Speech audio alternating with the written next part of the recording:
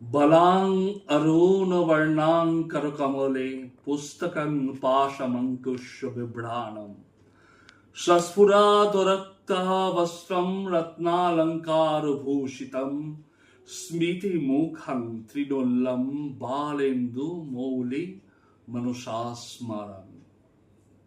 হ্যাঁ, আজ তৃতীয় দশমহাবিদ্যা মা ষোড়শী ত্রিপুরা সুন্দরীর বিষয় বলবো আপনাদের।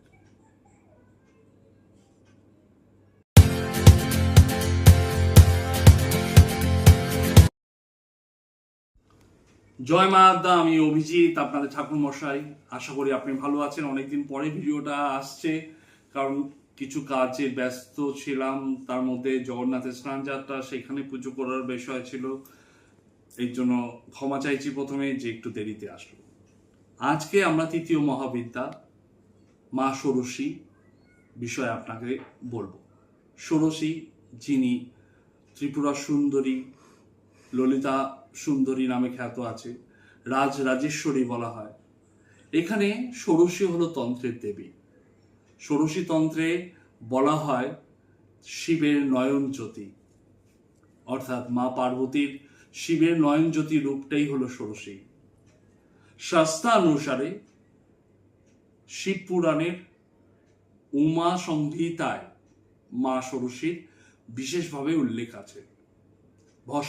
ভণ্ডাসুরকে বধ করার জন্য মা ষোড়শীর রূপকার হয়েছিল পার্বতীর মাধ্যমে। মা ষোড়শীর যে রূপ আছে, সেই রূপের বর্ণনা আপনারা বিভিন্নভাবে দেখেছি। এই ষোড়শী মা তন্ত্র বিদ্যার, যদি ধরুন কারোর প্রতি তন্ত্র প্রয়োগ হয়েছে, কারোর বাধা আছে, কারোর বিঘ্ন হয়েছে, কাউকে বশীকরণ বা উচ্চাটন বা মারণ করা হয়েছে, এই ষোড়শী হলো সেই বিদ্যা, যে বিদ্যার মাধ্যমে এগুলো সব দূরীকরণ করা যায়। এখানে মা ভৈরব কামেশ্বর শিব হিসাবেই উনি বিরাজ করছেন। মা ষোড়শী, যদি আপনারা শুনেছেন শ্মশান সাধনা, সব সাধনার মা ষোড়শীকে উল্লেখ করেই করা হয়। সব সাধনার যে প্রয়োগ হয়, সেই মা ষোড়শীর উদ্যোগেই সব সাধনা করা হয়। তার বিচার বিভাগ কিন্তু প্রচুর আছে, সেগুলো আছে। তার সঙ্গে আমি বলি যে মা ষোড়শীর একটি বীজ মন্ত্র, ওং ঐং রিং শ্রীং ঐং ক্লিং সঃ ক্লিং ঐং ওং নমো ভগবতী ত্রিপুরা দেবী ভাসাম কুরু কুরু স্বাহা। এটা হলো মা ত্রিপুরেশ্বরী। আপনি জানেন মা ষোড়শীর মন্দির আছে ত্রিপুরাতে, উনি ত্রিপুরা সুন্দরী এর জন্য বলা হয়। তো ষোড়শী যে বিদ্যা আছে বা ত্রিপুরা সুন্দরী যে মহাবিদ্যা আছে, এটা পুরোপুরি গুরুভিত্তিক পুজো হয়। সাধারণত এই বিদ্যা প্রয়োগ গৃহস্থে করা হয় না।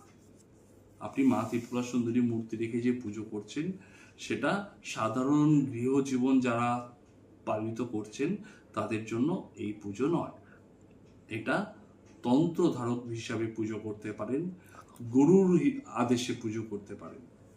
ষোড়শী মহাবিদ্যা দিয়ে আপনি সব সাধনা করা যায়। ষোড়শী বিদ্যা দিয়ে তন্ত্র মন্ত্রের যে কোনো উচ্চ পর্যায়ে যাওয়ার যে পথ, সেটা প্রদর্শন হয়।